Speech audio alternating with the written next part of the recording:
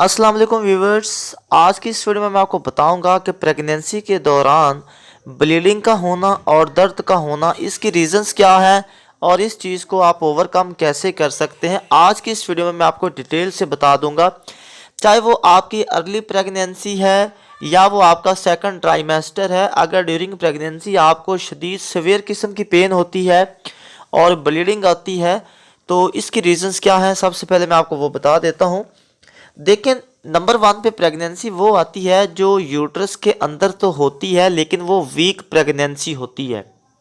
और जब week pregnancy होती है तो उसके मिसकैरेज होने के चांसेस बहुत ज़्यादा होते हैं।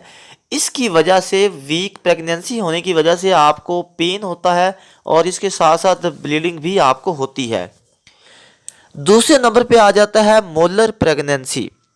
मोलर प्रेगनेंसी वो प्रेगनेंसी होती है जिसको हम अंगूरी हमल भी कहते हैं।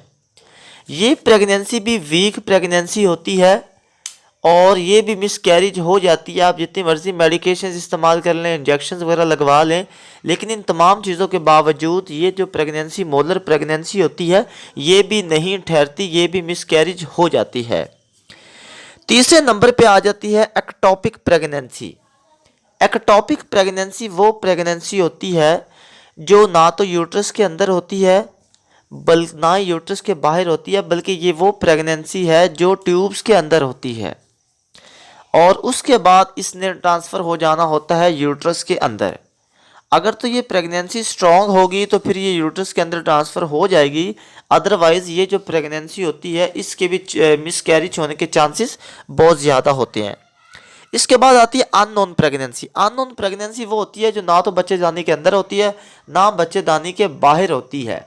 तो इसको जब ट्रेस किया जाता है या with the passage of time जब ये स्ट्रॉन्ग हो जाती है तो ये भी यूट्रस के अंदर ट्रांसफ़र हो जाती है।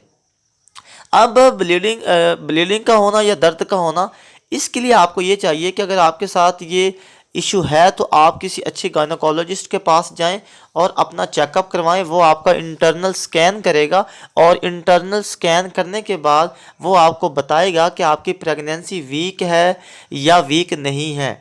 या तो इतनी वीक होगी कि अगर उसको मेडिकेशंस वगैरह दे दी जाएं तो वो ठीक स्ट्रॉन्ग हो सकती है। अगर वो ज़्यादा वीक होगी तो फिर उसके मिसकैरेज के चांसेस ज़्यादा हैं। अच्छे तरीके से वो आपको ट्रीटमेंट देगा।